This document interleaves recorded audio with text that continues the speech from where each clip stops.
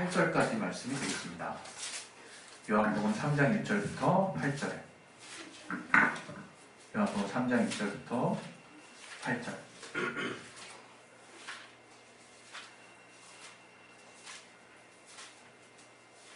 예, 우리 같이 한번 우리 합독하도록 하겠습니다. 시작. 바리새인 중에 니고데모라 하는 사람이 있으니 유대인의 관원이라. 그가 밤에 예수께 와서 가되 라피여, 우리가 당신은 하나님께로서 오신 선생인 줄 아나이다. 하나님이 함께 하시지 아니하시면 당신의 행하시는 이 표적을 아무라도 할 수 없음이니이다. 예수께서 대답하여 가라사대 진실로 진실로 내게 이르노니 사람이 거듭나지 아니하면 하나님 나라를 볼 수 없느니라. 니고데모가 가되 사람이 늙으면 어떻게 날 수 있었나이까? 두 번째 못에 들어갔다가 날 수 있었나이까? 예수께서 대답하시되 진실로 진실로 내게 이르노니 사람이 물과 성령으로 나지 아니하면 하나님 나라에 들어갈 수 없느니라. 육으로 난 것은 육이요 성령으로 난 것은 영이니 내가 네게 거듭나야 하겠다 하는 말을 기이 여기지 말라. 바람이 임의로 불매 네가 그 소리를 들어도 어디서 오며 어디로 가는지 알지 못하나니 성령으로 난 사람은 다 이러하니라. 아멘. 오늘 하나님이 우리에게 주시는 그 말씀을 통해서 우리가 성령을 통해서 이 하나님의 말씀을 내 삶 가운데 구체적으로 내가 어떻게 적용해야 될지를 깨달을 수 있도록 하나님 붙들어 주시고 인도해 달라고 기도하겠습니다. 하나님 아버지, 우리를 성령으로 충만하게 인도해 주시옵소서. 아버지, 우리는 하나님의 말씀을 통해서 또 깨달음을 얻기를 원합니다. 아버지, 우리가 하나님이 우리를 통해서 역사하시는 선한 인도하심이 무엇인지를 제대로 알지 못한다면 하나님을 오해할 수밖에 없사오니 성령 가운데 하나님 우리에게 주시고 깨닫게 하시고 안내하시는 선한 인도하심을 체험할 수 있게 도와주시옵소서. 주께 참으로 감사하며 예수 이름으로 기도했습니다. 아멘. 네, 우리 하나님은 우리를 진리로 낳으신 분이십니다. 성경에도 바울이 내가 너희를 진리로 낳았다 하는 말씀이 있는 것과 같이 하나님은 우리를 창조하신 분이시지만 또 우리가 좀 더 구체적으로 알아야 될 것은 하나님이 우리를 낳아주신 분이라고 하는 개념을 또 우리가 또 알 필요가 있습니다. 이 낳았다라고 하는 이 표현은 이게 히브리인들의 이제 그 사상에는 항상 이렇게 아버지가 이제 낳았다라는 개념이 있어요. 이것은 비단 어떤 가부장적인 그런 어떤 개념을 말하는 것이 아니라 이제 아버지가 그 생명의 근원이 되는 이제 씨를 이제 통해서 이제 아내와 이제 합해서 이제 생명을 낳는다는 의미로, 그래서 먼저 시작됐다는 어떤 의미로 아버지가 낳았다 이제 이런 의미를 갖게 되는데, 중요한 것은 이렇게 아버지와 어머니가 함께 이제 아이를 낳는 거죠. 우리가 이 부모님이 우리를 낳아주셨다라는 이 개념을 통해서 우리는 무엇을 알 수 있냐면, 우리의 생명이 나 스스로 생겨난 것이 아니라, 내가 부모님으로부터 이렇게 생명을 또 이렇게 전달받았구나. 새롭게 내가 부모님으로부터 은혜를 받았구나. 그래서 우리가 부모님의 어버이날 같은데 낳아주신 어머니 은혜 이런 거 이렇게 막 우리가 부르잖아요. 제가 지난번에도 말씀드렸지만 날 낳아주시고 길러주신 이제 부모님의 은혜를 생각할 때마다 참 어떤 것으로도 사실은 우리가 부모님께 이렇게 항변하거나 이렇게 뭔가 따질 수 없다라고 하는 것이 확 깨달아질 때가 순간 있어요. 그게 참 굉장히 귀한 개념인 거죠. 우리가 하나님이 우리를 창조하셨다라고 할 때는 마치 그분의 권위가 느껴져요. 그분의 권위와 그분의 어떤 절대성, 그런 것들을 우리는 하나님을 통해서, 하나님을 창조하심을 통해서 피조물인 우리가 깨닫게 된다면, 그분이 우리를 낳아주셨다라고 할 때는 완전히 또 다르게 또 우리가 받아들여지거든요. 우리가 자식들이 부모님을 닮죠. 이것처럼 낳는다라고 하는 개념을 통해서 하나님이 우리를 낳으셨다라고 할 때는 우리가 굉장히 다르게 우리가 또 받아들여야 될 부분이 이제 있는 것입니다. 그래서 뭔가 이질적으로 받아들이라는 의미가 아니라 하나님이 우리를 이제 친히 우리와 정말 동질감 있는 어떤 창조자이심에도 불구하고 우리의 성품 가운데 하나님의 성품을 또 담아두시고 우리를 또 그분의 형상의 모양대로 지으셨을 뿐만 아니라 그분과 소통하는 존재 정도가 아니라 그분의 자녀의 신분에까지 우리를 이끄셨다는 것이 이것이 바로 엄청난 은혜요. 하나님이 나를 이렇게 낳으셨다라고 하는 그 개념을 우리의 신앙의 가장 중요한 가치로 우리가 삼아야 되는구나 하는 것들을 깨닫게 하는 것입니다. 하나님이 나를 지으셨다는 것을 통해서는 우리가 왕과 신하와 같이 또는 절대적으로 복종해야 되는 대상으로서 그분을 만날 수 있지만 우리가 하나님이 우리의 아버지요 우리가 하나님의 자녀로서 아버지 되신 그 하나님이 진리를 통해서 그 예수의 보혈의 공로 그 이름을 통해서 우리를 정말 완전한 하나님의 자녀로서 새로 태어나게 하셨다라고 하는 그 개념으로 우리가 하나님을 볼 때는 우리는 정말 그 하나님 앞에 늘 하나님의 사랑을 생각할 수밖에 없는 거예요. 저는 저와 여러분이 신앙을 우리 신앙생활을 할 때 하나님의 사랑으로 말미암는 신앙을 여러분의 가장 그 기반에다가 이렇게 세워두라고 말씀드리고 싶어요. 우리의 신앙에 하나님이 우리를 사랑하신 그 긍휼과 사랑이 기반이 되어 있지 못하다면 어느 때가 돼서 그 사람의 신앙이 조금 하나님이 원치 않는 방향으로 가고 있다는 것들을 볼 때가 종종 있습니다. 일단 하나님이 우리의 창조자 되시고 그게 무슨 나쁜 의미가 되겠습니까? 우리는 어떤 면에서 하나님이 우리가 너무나 하나님을 친숙하게 알다 보니까 도리어 이 시대는 하나님의 크심, 하나님의 절대적인 주권을 더 인정해 드려야 되는, 말이 좀 어불성설이긴 하지만 인정해야 되는 그런 시대에 살고 있긴 해요. 그러나 그럼에도 불구하고 하나님이 자신을 낮추셔서 인간에게 보일 수 있는 형태로 우리에게 자신을 계시하셨고 이제 거기서 더 나아가서 자신의 목숨을 완전하게 스스로 살 수 없는 지경에까지 내모신 후에 우리에게 그 죄를 속하는 보혈의 공로, 그 은혜, 그 사랑을 주시고 이제 우리를 하나님의 자녀의 신분에까지 끌어올리셨다는 것을 우리가 이제 생각해야 되는 것입니다. 그런데 오늘 저와 여러분이 또 이 하나님이 우리를 낳으셨다고 하는 이 개념 가운데 그래서 우리가 결국에는 다시 태어나게 된 거거든요. 다시 태어나. 다른 말은 우리 한자로는 중생이라는 말을 쓸 수 있고 또 거듭났다라는 말을 이제 쓸 수 있어요. 그러나 이것을 이제 헬라어 표현으로 이제 보게 되면 이게 아노덴 겐나오 이런 표현을 써요. 이게 이제 거듭났다라는 게 아노덴이라고 하는 단어와 이제 나타라고 하는 단어, 겐나오라고 하는 아버지가 나타 또는 우리가 나음을 얻었다라고 하는 이 단어가 합쳐진 것인데 이 거듭났다, 다시 났다. 사실 이 아노덴이라고 하는 이 이제 거듭이라고 우리 한글로 표현했던 이 부분은 이 헬라어 원어의 번역으로 보면 다시라는 의미도 있지만 새롭게라는 의미도 있고 하늘로부터라는 의미도 있어요. 그래서 우리가 같이 보는 이 성경에는 이제 주석 밑에 또 어떤 사본에는 이렇게 하면서 이렇게 위에서 이렇게 이제 또 번역을 해놓기도 하잖아요. 그게 이 아노덴이라고 하는 단어가 완전히 새롭다라는 의미도 있고 다시라는 의미도 있고 또 하늘로부터 또는 위로부터라는 뜻이 세 가지의 뜻이 다 있기 때문이에요. 그 중에서 이 성경을 해석한 자들은 두 가지를 가장 유력하다고 보는 겁니다. 그게 바로 위로부터라는 뜻과 그거보다는 더 적절한 것은 이제 다시라고 쓰여진 거듭, 다시라는 의미로 이제 이 아노덴이 쓰였다라고 보는 거예요.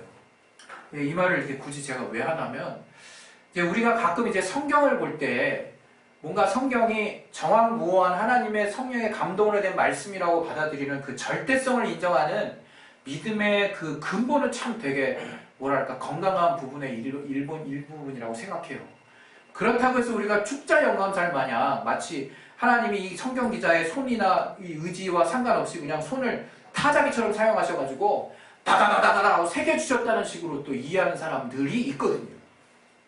우리는 그렇게 이해하는 사람들은 아니에요. 다른 말로 이 성경을 보면요, 이 사복음서에 이 공간복음서마다 각각 세 개의 공간복음서와 요한복음, 이 복음서마다 성경 기자의 관점이 들어있어요. 만약에 하나님이 그 타자 치듯이 이렇게 다 그냥 성경이 이 복음서는 한 권밖에 나오지 말아야 되니까 사실은 똑같아야 되니까 문자나 할자 또 이 성경을 엄밀히 말하면 오탈자도 있습니다. 오탈자도 있어요. 예. 이런 말 하면 막 완전히 뭐야? 이렇게 생각할 수 있죠. 그러나 우리는 알 건 알아야 되는 거죠. 그러나 이 성경이 이 정경화되어가는 과정에서 우리는 성령, 하나님의 감동하심과 하나님의 분명하신 개입하심이 있다고 믿는 것이고, 또 그 가운데서 이 요한복음에도 후반부에 말하는 것처럼 이 가운데 우리가 정말 하나님의 역사를 기록하기에는 이 성경으로도 능히 부족하지만 하나님이 이 안에서 능히 우리가 하나님을 알고 그분의 아들 예수의 공로를 또 힘입어서 하나님의 자녀가 되고 하나님의 뜻을 알기에 부족함이 없고 또 그분으로 말미암아 구원을 얻기에 부족함이 없는 하나님의 뜻이 담겨있는 책이라는 데서 우리는 권위를 두는 것입니다. 여러분이 성경을 볼 때 그래서 뭔가 그냥 하나만 딱 꽂혀가지고 그냥 딱 편협한 시각으로 딱 보는 게 가장 위험한 생각이에요. 오늘 이 3장에서 나오는 이 니고데모의 사례도 똑같은 거거든요. 사실 이 니고데모라는 니고데모라는 그 이름 자체가 니코스랑 데모스라는 뜻이에요. 그러니까 니코스라는 것은 승리라는 뜻이고 데모스라는 것은 국가나 백성을 의미해요. 다른 말로 백성의 승리자라는 의미예요. 실제로 니고데모는 어떤 백성의 어떤 지도자급에 해당하는 지금 위치였어요. 이 시대에 이 공회 의원이라고 하는 것. 여기 보면 우리 이제 3장 1절부터 유대인의 관원이라는 게 나오죠. 이 관원이라는 거는 여기 관원이라고 하는 것은 아르콘이라는 뜻이거든요. 이 아르콘이라는 것은 지도자라는 의미예요. 그냥 이 뜻 자체는. 근데 그래서 이 유대인의 지도자라는 것은 뭐냐? 바로 공회. 이 유대인의 이 니고데모는 공회의 어떤 그 임원이었어. 이 공회라는 건 산헤드린 공회를 말하는 거예요. 그 이스라엘 로마의 지금 폭정 안에 있었을 때 이 산헤드린 공회라고 하는 것은 이스라엘 유대인의 지도자들이 모여서 회의하는 곳이에요. 종교적인 문제에 대해서 재판도 하고 또 저들의 형사적인 문제에 대해서 재판도 하는 그런 곳이었어요. 그리고 율법의 아주 어려운 문제들을 해석해주고 이스라엘에게 무엇이 옳고 그른가를 판단해주는 곳이었단 말이에요. 그곳이. 그 산헤드린 그 공회에 약 71명의 회원이 있었는데 그 중 한 명이라는 거예요. 이거는. 얼마나 지금 그래도 얼마나 존경을 받고 율법에 박식하고 바리새인이었죠. 또 율법의 전통, 구전으로 내려오는 율법까지 다 지키려고 하는 나름 경건한 자였단 말이에요. 근데 이 니고데모로 하는 유대인의 관원이 밤에 예수께 와요. 물론 이 밤에 온다는 걸 우리는 어떻게 해석할지는 잘 모르겠어요. 몰래 온 건지 아니면 다른 사람의 눈치가 두려워서 온 건지는 잘 모르겠어요. 그러나 그 니고데모가 예수께 다가와서 했던 그 태도를 볼 때 니고데모는 참 균형 잡힌 사람이었구나 하는 것들을 우리가 알 수 있어요.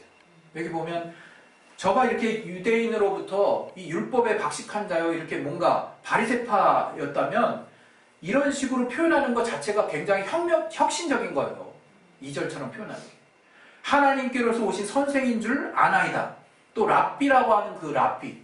우리 랍비 많이, 랍비 많이 들었죠. 히브리어 랍비라는 그 라바이 그 음가를 그대로 빌어서 헬라어로 그냥 차용을 한 거예요. 랍비도 히브리어도 랍비예요. 근데 이 랍비가 뭐냐? 선생님이거든요. 그 선생님이 그냥 선생님이 되는 게 아니야. 여기서 정말 약 유대인의 전통을 따라서 율법 교육을 받고 철저하게 어떤 의례 제도가 있어서 그런 것들을 다 통과하면 그걸 성실하게 통과해도 40살 정도 된다고 그러더라고요. 40살 정도. 그 정도로 철저하게 뭔가를 거쳐서 선생이 될 만한 자격이 될 때, 그래서 그렇게 선생이 되는 자들이 비로소 정말 또 이렇게 또 분별을 통해서 그 임원이 되는 것인데, 저가 비로소 재판권을 또 갖게 되고 선생으로서 역할을 하게 되는 거예요. 근데 예수님은 우리가 알잖아요. 30살에서 33살 그 사이였을 거란 말이에요. 근데 그 예수님에게 랍비라고 부릅니다. 선생님이라고 불러요. 그를 향한 존경의 표시를 분명히 하고 있고, 또 하나 이 예수님이 돌아다니면서 병든 자를 고치시고 귀신을 내쫓고 약간 뭐랄까 정말 사로잡힌 자들을 다 온전케 하시는 사역들을 저가 보고 바리새파나 또는 서기관들이나 이 율법학자들은 안 좋게 봤어요. 안 좋게 봤다고. 율법을 어기는 자고 신성 모독하는 자로 봤다고요. 그런데 이 니고데모는 어떻습니까? 예수님을 당신이 행하시는 이 표적을 아무라도 행할 수 없다고 얘기를 하거든요. 하나님께서 함께 하시지 않으면. 나름 저가 진짜 구세주 정도까지 믿지는 못했어도 랍비, 최고의 존경을 표한 선생이요, 또 예수님을 하나님과 함께 하시는 선지자급으로 봤다는 거예요. 니고데모가. 얼마나 니고데모가. 근데 니고데모가 여러분 생각하다시피 얼마나 지식이 많았습니까? 율법에 통달한 자란 말이에요. 그런데 예수께서 딱 그 니고데모를 보고 하시는 말씀이 진실로 진실로 아멘 아멘 내게 이르노니 사람이 거듭나지 아니하면 하나님 나라를 볼 수 없느니라, 이렇게 이제 말을 한단 말이에요. 그때 니고데모가 이제 정말 궁금해서 하는 얘기예요. 여러분, 우리가 만약에 지금 성령의 충만함이라고 하는 성령의 감동과 하나님을 우리가 이 정도로 알고 있지 못했다면 뭔가 이적을 행하는, 그래서 우리가 뭔가를 기대하는 자였어. 아마 하나님의 임재를 기대하는 자였는데 누군가가 마치 큰 역사들이 있어서 돌아다닐 때 니고데모처럼 질문하지 말라는 법이 없는 거예요. 너무 정상적인 질문이야. 왜? 예수님이 거듭난다는 얘기를 꺼내니까. 그 헬라어 표현으로는 거듭난다는 게 다시 태어난다는 거고, 이게 하늘로부터 태어난다는 것이고, 어찌됐건 겟나오라는 난다라는 표현을 포함해서 거듭난다는 표현을 썼기 때문에 다시 태어나긴 태어나는데 새롭게 태어나든지 하늘로부터 태어나든지 위로부터 태어나든지 다시 태어나든지 태어나긴 해야 된다는 얘기를 예수님이 하시니까 얼마나 궁금하겠습니까? 그때 예수님이 하시는 말씀인 거예요. 예? 예수님이 6절에 5절에 내게 이르노니 사람이 물과 성령으로 나지 아니하면 하나님 나라에 들어갈 수 없느니라, 이런 얘기를 하시면서 육으로 난 것은 육이고 성령으로 난 것은 영이니 내가 네게 거듭나야 하겠다는 말을 기이 여기지 말라, 이렇게 이제 얘기를 하세요. 그러면서 이제 바람 얘기를 하시는데, 이 니고데모는 결국 여기서 얼마만큼 알았는지가 지금 나오지 않습니다. 그러나 하나님이 우리에게는 알 수 있도록 지금 안내해 주신 거죠. 물과 성령으로 나지 아니하면, 겟나오, 이거 다시 태어나는 걸 말해. 태어나는 걸 말해. 물과 성령으로 태어나는 걸 말하는 거예요. 우린 그것이 무엇인지 정확히 알고 있어요. 우리는 예수 보혈의 공로를 통해서, 하나님의 그 아들 예수의 보혈의 공로를 통해서 믿음으로 거듭나게 하시는 그 신령한 역사를 직접 몸으로 체험한 자들이란 말이에요, 우리가. 그리고 성령을 통해서 이제 계속해서 하나님이 우리 안에 새롭게 주시는 이 가치들을 우리는 체험하는 자들이란 말이에요. 그래서 우리는 영으로 났다는 게 뭔지를 아는 거예요, 우리는. 근데 니고데모는 도무지 알 수 없는 거예요. 오늘 이 본문을 통해서 하나님이 저는 우리에게 무슨 말씀을 해주신다고 생각하냐면, 우리가 여전히 정말 이제는 영으로 새롭게 된 신분이 됐음에도 불구하고 이제 우리의 육신에 속한 가치를 따라 산다면 우리는 하나님을 앞으로 구원받은 그 체험을 지식적으로 갖고 계속해서 하나님을 체험할 일은 없겠구나. 이것을 제가 여러분과 나누고 싶은 거예요. 다시 말하면 우리가 이제 성령으로 거듭났다는 건 무엇이냐면 이제 성령으로 살겠다는 걸 말하는 거예요. 그리고 성령으로 살으라는 것을 말하는 겁니다. 이제 다른 길이 없다는 거예요. 우리가 과거 이제 옛사람의 모습에서 침례를 받았어요. 그리고 이제 예수를 주로 신했어. 그 예수를 딱 믿고 난 다음에 우리가 제일 먼저 일어나는 변화가 뭐냐면 삶의 다양한 문제에 대한 고민이 시작돼요. 그게 정상인 거예요, 그게. 아무런 고민이 없다면 뭔가 생각을 해봐야 되는 거예요. 우리의 삶에 고민이 들어. 왜? 내가 예전에는 아무렇지도 않게 생각했던 것들이 다 이제 걸림이 되는 것들이 생기는 거거든요. 그리고 걸림이 될 뿐만 아니라 과연 이렇게 살면 되는 건가라는 그런 문제들도 생기기 시작하고. 그런데 하나님이 우리에게 알게 해주신 것은 이제 성령으로 살 수 있게 된다는 걸 말하는 겁니다. 이 8절에 보면 바람을 바로 성령으로 난 사람에 대해서 비유했어요. 여기 이제 6절에 5절에 우리가 물과 성령 할 때 이 물에 대한 그 해석은 좀 다양해요. 그래서 우리가 생수의 강이 넘쳐 흐리리라 할 때 근본적으로 하나님의 생명수에 대한 어떤 비유로 쓰였다라고 표현하는 사람들도 있고, 또 이 물이 마치 물과 피로 임하신 자니 해서 그렇다면 예수님이 육신, 이 살이 있는 육신과 피로 된 분이 아닌가 해서 이 말씀이 곧 육신이니까 말씀으로 또 해석하는 분들이 있고, 이것을 우리의 침례 또는 예수님이 받으신 침례 혹은 그 예수님이 받으신 침례를 포함한 어떤 침례, 우리 육신에게 우리가 이제 옛사람을 벗어나고 새 사람이 되겠다는 다짐과 우리가 역사적으로 주님과 동참하는, 주님과 온전한 연합을 의미하는 그 침례를 의미한다라고 말하기도 해요. 그러나 여러분, 우리가 알아야 될 게 있습니다. 여기서 이게 꼭 뭐냐라고 우리가 구분 지을 필요가 없어요, 사실은. 왜냐하면 이것이 육신에게 속하지 않은 일만은 분명하기 때문이에요. 우리는 자꾸 본질을, 뭔지를 자꾸 우리가 호도하고 있어, 우리가. 신령하고 뭔가 충만하다는 것은 무언가 하나를 정확하게 알고 있다는 그런 말만을 의미하는 게 아니에요. 진리에 대해서는 정확해야 되겠죠. 그러나 성경 기자가 어떤 으로 썼는지 하는 것에 대해서는 우리가 아무리 성령에 충만하다 할지라도 여러 가지 해석이 있을 수 있는 거예요. 그럼 이게 성경이 잘못된 것이냐? 우리 끝내 이것이 뭔지를 모르는 것이냐? 아니, 몰라도 상관없는 부분이라 이거는. 우리는 하나님께 속한 자가 됐다 이거 이제.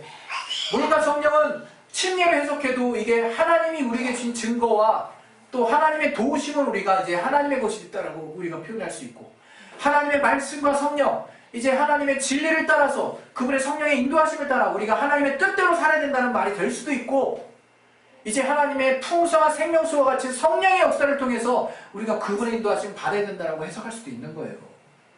뭐가 그렇게 좀 특이하게 다릅니까? 근데 우리는 항상 그 가운데서 뭔가를 규정짓기를 원하고 구분하기를 원한다. 또 제가 최근에 어떤 곳에서는 이 구약과 신약을 막 넘나들면서 말씀을 따라서 막 그냥 구절을 따라서 막 돌아다니는 그런 설교를 하는 그런 분들을 제가 봤다고 그런 얘기를 하는 거 들었어요. 정말 통탄스러울 일이에요. 여러분, 이 성경 각권으로 돼 있어요. 각권으로. 물론 창출 내미신 구약의 오경은 역사서로 돼 있어서 쭉 이어져서 내려오는 일들이 있죠. 우리가 역사적으로 쭉쭉 이어져서 볼 수 있는 일들이 있죠.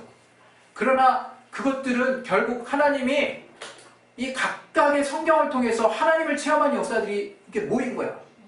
이 신약과 구약이 정말 전체적으로 흐르는 그 흐름은 있을지언정 이게 막 구약 신약을 넘나들면서 막 구체적으로 이것이 뭐고 저것이 뭐고라고 딱딱 떨어지듯이 뭔가 있다라고 뭔가 체험하면서 이렇게 알게 되는 방법이 굉장히 위험한 방법일 수 있습니다.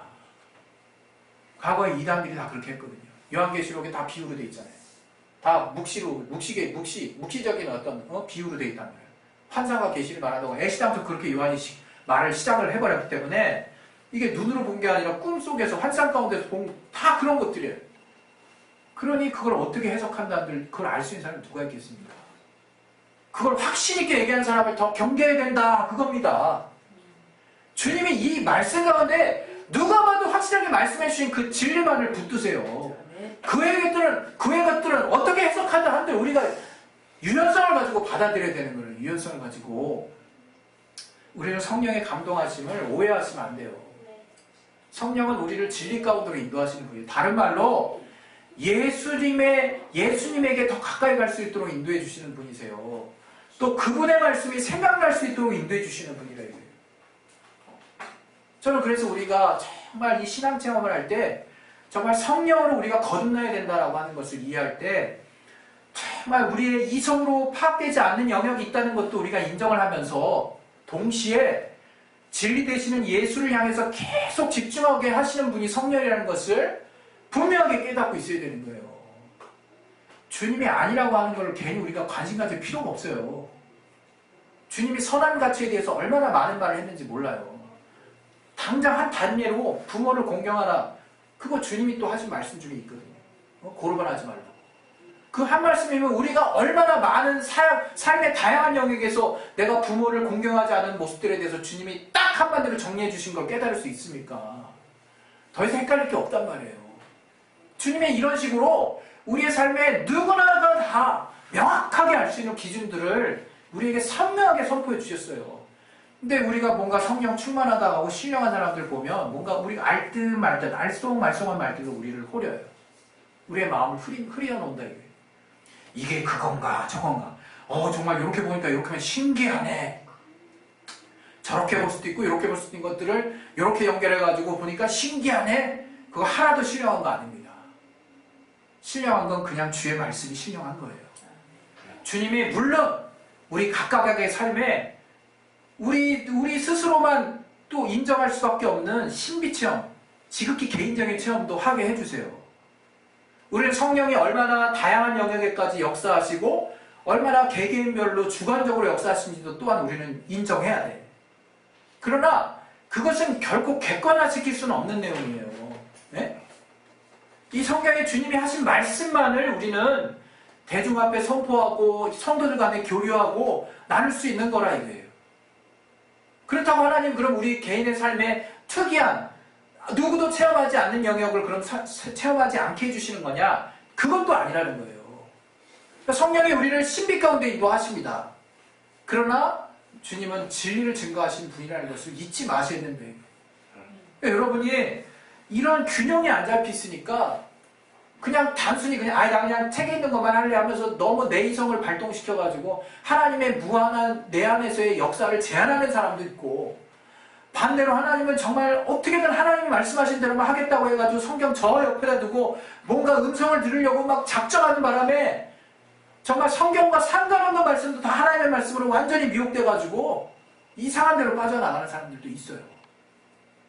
그 두 가지 사례가 다 잘못된 것입니다. 오늘 여러분 바람을 얘기해서 바람. 그건 뭐냐? 바람은 분명히 존재해요. 근데 지금 이 시대의 과학자들도 태풍의 기원을 몰라. 어떻게 생겨나는지까지는 발견했지. 근데 그게 언제 생기는지, 어디서 생기는지 그 지역만 파악할 뿐이지 어디서 확 생겨나는지는 그냥 어디서 어느 나라에 생기면 그 나라 이름 따가지고 태풍 매미 몇 호 이런 것만 지정할 뿐이에요. 어떻게 살아날지 예측만 할 뿐이야. 갑자기 우리나라랑 일본 사이로 간다는데 우리나라 부산으로 상륙할 수도 있고 일본 땅으로 상륙할 수도 있어요. 어떻게 갈지 몰라. 갑자기 이게 태풍이 갑자기 열대성 저기압이 돼가지고 쑥 사라질 수도 있는 거 그들이 제대로 예측 못해요.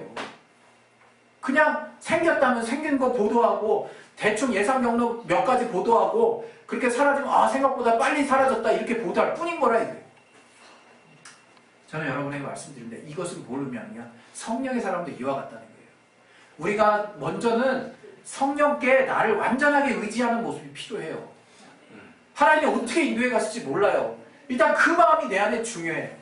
그리고 성령으로 말미암아 바람이 그 족적을 남기는 것처럼 성령께 인도함 받는 사람은 아무리 티가 안 나도 결국 삶의 열매가 맺혀지게 돼 있어요. 하나님의 응답이 내 삶의 매 순간순간 내 삶의 현재적인 역사로 나타나게 돼 있어요. 그러니까 여러분의 인격의 변화? 그거 대단한 것입니다. 사람 안 변한다고 그러잖아요. 근데 변해요, 사실. 우리가 성령을 인격적으로 만나면 변해요, 사람이. 여러분, 우리의 아들 같은 야고보와 요한, 요한이 얼마나 하나님의 인내의 사람입니까? 근데 그가 운의 아들이라는 별명이 있는 자야, 사실은. 얼마나 급하면. 근데 그가 정말 인내하는 자, 하나님의 사랑을 끝까지 되게 겸손하고 온유한 자처럼 표현된단 말이에요. 그 뭡니까? 성령의 정말 내게 분명히 나 가운데서 역사하고 내가 성령의 인도하심을 따랐다면 그분의 영향을 안 받을 수 없어서 내가 변화되는 구체적인 증거들이 나를 통해서 나타날 뿐만 아니라 내가 기도하고 주님에게 몸부림치고 하나님을 의지하는 가운데 삶의 모든 영역에서 구체적인 체험들로, 응답들로 나타나게 돼 있다는 거예요. 성령의 사람이 이와 같다는 거예요. 그냥 막 요란스럽게 하나님을 드러내는 걸 막 정말 남들 앞에서 보여주는 사람이 아닐지언정 성령께 순종하고 겸손하게 하나님의 뜻을 따라 성령의 인도하심 받는 사람들은 삶의 풍성한 체험이 있고 인격의 변화가 있게 되는 것입니다.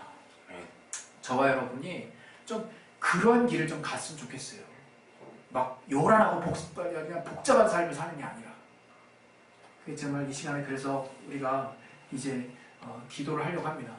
하나님이 우리를 성령을 통해서 살 수 있도록 이제 해주셨어요. 그것은 내가 온전히 성령께만 의지하는 삶을 살으라는 얘기입니다. 그런데 내가 이제 그렇게 살았을 때 바람처럼 분명한 표적을 남기게 되어 있다는 거예요. 그것은 내 내면의 인격에 큰 변화를 하나님이 이루시게 하시던지 그것을 통해서 물론 하나님께 계속 오랫동안 성령께 노출된 자들은 그런 성령의 열매가 맺혀지게 돼 있습니다. 그것이 우리에게 있어서의 궁극적인 열매예요. 그리고 그러한 삶을 사는 과정에서 하나님이 그때그때 채워지시는 역사들이 있어요. 그것은 이해하든 그렇지 않든 내가 하나님께 계속 매달려 있고 성령께 의지하고 있으면 하나님이 나를 통해서 성령의 사람이 되게 해주십니다. 그 사람은 정말 하나님이 함께 하신 자이기 때문에 아무도 무시할 수 없는 정말 귀한 자가 되어 있어요. 우리 시간에 기도하실 때 니고데모가 아무리 학식이 많고 율법이 탁월하고 저가 정말 많은 이스라엘의 존경을 받는 관원이었지만 저는 끝내 거듭난다는 개념을 이해하지 못했어요. 물론 니고데모는 후에 저가 회심하고 예수를 받아들였을 것 같은 증거들을 보여줍니다. 예수님이 죽었을 때 그 향품을 가지고 100근짜리 되는 거를 뿌리기나 하고 예수님의 시체를 가져다 달라고 얘기하고 이런 부분들을 보면 니고데모가 결국 나중에 크리스찬이 됐다라는 간접 증거들이 많이 나와 있어요. 그러나 우리가 이 니고데모의 사례를 통해서 육신으로 뭔가 하나님을 안 자가 아니에요. 하나님이 성령을 통해서 예수 보혈의 공로를 통해서 우리의 신분을 완전히 근본부터 바꿔주신 역사를 체험한 자들입니다. 이제 우리는 그 성령을 힘입어야 살 수 있다는 것을 절대로 잊지 마셨으면 좋겠어요. 삶의 신령한 체험이 막 나타났으면 좋겠어요. 그러나 진리를 초월하지 말았으면 좋겠어요. 우리 시간에 기도하실 때 성령의 충만한 인도하심 받게 도와주시옵소서. 우리 예수의 한번 기도하겠습니다. 예수여, 예수여, 하나님의 성령의 충만한 인도하심 받게 도와주시옵소서. 하나님의 능력을 체험하시고 아버지